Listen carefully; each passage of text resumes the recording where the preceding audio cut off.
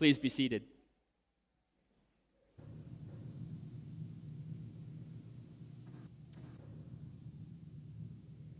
So here we are. We are officially deep in the season of Advent now, and Christmas is right around the corner. Right? Is anyone starting to get excited? The season of Advent is about preparing ourselves, and we clearly spend a lot of this season of preparation preparing for Christmas, which for many of us is, of course, as the song says, the most wonderful time of the year. But are any of us feeling a little stress and anxiety along with that preparation? Maybe a little hurried and overbusy? What with all of the decorating and Christmas list shopping and the social pressures of the gatherings and the parties and the events and get-togethers and making sure that everyone gets along, and I'm sure no one has trouble getting along with anyone in their family, right? But in this time of year, it's really easy to let Advent just zoom past us, and we miss it, distracted by everything else that's going on. I know I struggle with that, and I work in the church. It's hard to take the time to slow down and be mindful of what we're supposed to be preparing for. Advent is a time to prepare for Christ coming into the world and changing it forever. Not just in the past, not just in Christmas, where Jesus was born and came into the world and changed it forever, but also looking ahead at Christ, coming into the world and working in the world now and ahead. So Advent is the perfect time at the beginning of this year coming forward to prepare ourselves and ask, what kind of year are we going to make this? How are we preparing to be led by Christ in this next year to come? So let's do some of that preparing right now. Let's look at some of what the year ahead has in store for us. For those of you who aren't as familiar in the Episcopal tradition, we follow a 3-year structure. We call them year A, year B, and year C, and we rotate through those every 3 years.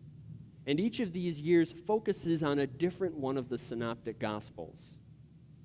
On Sundays in year A, we focus on the Gospel of Matthew. And then year B, the year we just finished up, we read through the Gospel of Mark in its entirety. And in year C, so the new year we're embarking on now, we're going to read through the Gospel according to Luke. And this is important because each of these Gospels tells the story of Jesus, his life, his death, his resurrection, and his ministry here on earth. Each one tells that story a little bit differently because they were writing to different people in a different time and place and different audiences. And so they emphasized different details and focused on different parts of Jesus. And because each one is different, each year is going to be shaped and guided by the gospel lessons we read a little bit differently. The Gospel of Luke, this one we're going to be going into, wasn't written to a largely Jewish audience. It was written largely to a Gentile audience. And these are people that weren't as familiar with the Hebrew Scriptures as the prophets, and they weren't necessarily waiting for a Messiah to come and save the Jewish people. Instead, Luke is telling the story of a Jesus who came onto the scene to turn the whole world upside down, to radically change the way that we think about who is rich and poor in this world, what is right and wrong, what is justice in this world, and to leave it forever changed. This is the story of Jesus as a king, the king of all kings, who came into the world to bring about radical change and justice, and to confront those with power, with suffering in this world. This is important to understand because this is going to be the undercurrent of Luke as we read through it all year long. The image of Jesus that we want to hold on to every Sunday when we're hearing the stories is this person who came to bring about radical change and justice. It starts in Luke right away, here in Advent. Jesus hasn't even been born yet, and Luke is already on his way. The stage is set with Mary, this young, unwed, pregnant woman, possibly just a teenager. And she's left her home and gone to visit with her relatives. You know the story of the pregnant young woman who's been sent off to go spend time with the relatives, and we know the story. Jesus isn't going to be born in a house like he is in the Gospel of Matthew. He's going to be born in a barn, without a home, poor, vulnerable little baby with about the lowest status in society that one could have.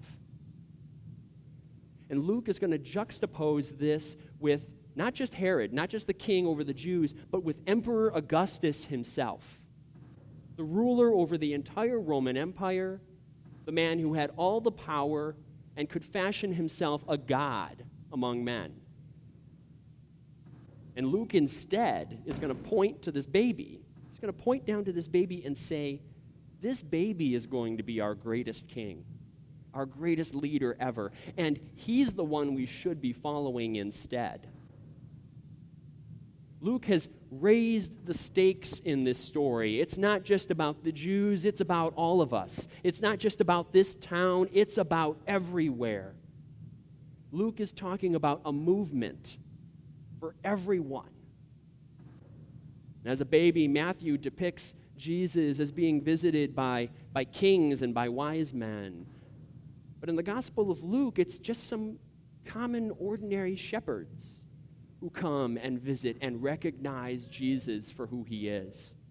Luke wants us to see that this is not a movement for the elite, for the leaders. This is a movement for all the people. In our gospel reading for today, Mary sings the song that will foretell of Christ's ministry to come. And we're going to see week after week as the things she sings about come true. Jesus challenging the powerful and caring for the poor and the sick and the stranger. He brings down the mighty and he lifts up the lowly time and time again. He'll combat injustice wherever he sees it and proclaim that our guiding principles, the principles that should be guiding our lives, should be mercy and love. Now, Jesus was not the first person to say this. Not by a long shot. He was following a long tradition of people who had said the exact same things. In our Old Testament reading from today, we read the prophet Micah.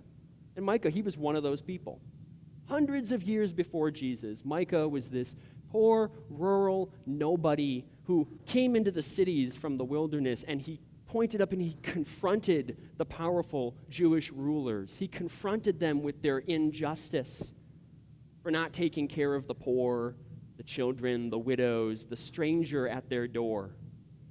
And he warned them that the day will come when they will pay the price for neglecting to care for those around them. He makes a point of challenging their idea that they're on God's good side just because they're making offerings to God and they're being pious. But God isn't interested in their offerings to him while they're letting people around them suffer. You know, we love to read in Micah. The reading we have from Micah today seems great because it seems to be predicting Jesus coming into the world, and so we love it around Christmas time. But Micah is telling the powerful, your days are numbered, that someone is coming into this world who's going to show us what true leadership looks like. And it's going to be a leadership guided by mercy and justice. And the letter to the Hebrews is also assigned today. It's another great example. It echoes the same thing Micah was saying hundreds of years later, that God doesn't care about your offerings and if you're showing up on Sundays, but then not doing anything about the injustice happening around you. So what Jesus was saying was not new. His fight against injustice is something that prophets had been proclaiming for generations. But Jesus did two things that were really important. First is that he made it clear that this movement he's calling for, this challenge for change, it was for all of us. This was not just a movement for the Jews, but for every person in the empire. And it wasn't just for the leaders. Look at who he gathered around him in this story. He's going to gather tax collectors and fishermen and widows and women. This isn't just a movement for the men. It's a movement for every single person. The second thing he did was he took what the prophets had been saying about change, and he said that change begins today, right now. He didn't say someday God is going to come and make the world right. He looked at his disciples and he said, you go out and challenge injustice where you see it. You feed the hungry and take care of the poor. You take care of the stranger in your midst. This is Advent.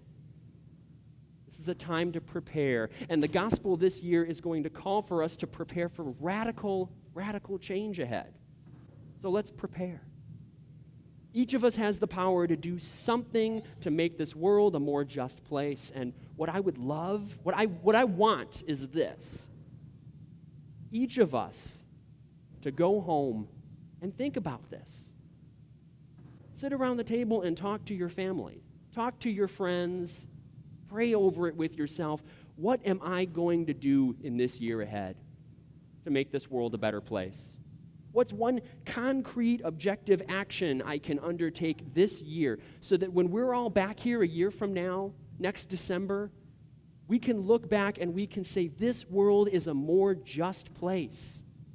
This world is a more loving place. This world is a more merciful place because of what we did this year. And we're so blessed. We're blessed here because we're Christ's disciples. We have each other to help pool our talents and our resources and our passions. If you see that there are illiterate children in Waco ISD and you want to do something about it, then great. I promise you there are other people here who also want to do that. If you want to go out and feed the hungry, homeless in town, then great. Team up with people around you who also want to do that. We can be so powerful and effective at this here because we have each other. Now, the last thing I want to say is this. I haven't lost sight of current events. It's tragic that we live in a world right now where there's so much anxiety. I mean, the President of the United States is warning us to be watchful for terrorist attacks this holiday season. There's senseless violence in our schools and our churches and our places of work, and we're being told that our homes are soft targets. These are frightening times. I mean, they're frightening for me, for my loved ones. There are people out in the world who want us harmed, who want us scared. But the thing I have to share with you is this. We can't let fear blot out our compassion. We can't let fear for our safety stop us from opening our arms to those around us, the lowly, the child, the stranger in our midst. That if we're intimidated into closing our doors and protecting ourselves, then they've won. Then those who mean to terrorize us and hurt us have already won. Following Christ doesn't mean that we aren't afraid for the potential of getting hurt. Christ and his disciples knew the potential for getting hurt. But it means we can face that fear together. Holding on to each other and turning our love outward into the world, we can be that radical change that Luke is talking about, where we can take people who hurt us and respond with love. We can take hatred against us and respond with compassion, to radically turn it around. And we hold on to each other as we do it. That's how we can make it work, because we have each other to help. Together, we are a people of faith, and we're going on a journey in the gospel according to Luke. And he is going to call for mercy and love and radical change. And he's going to call for it to start here, to start today. So today, we prepare for Christ. And together, we prepare to be a part of Christ's work in the year to come. In the name of God, Father, Son, and Holy Spirit. Amen.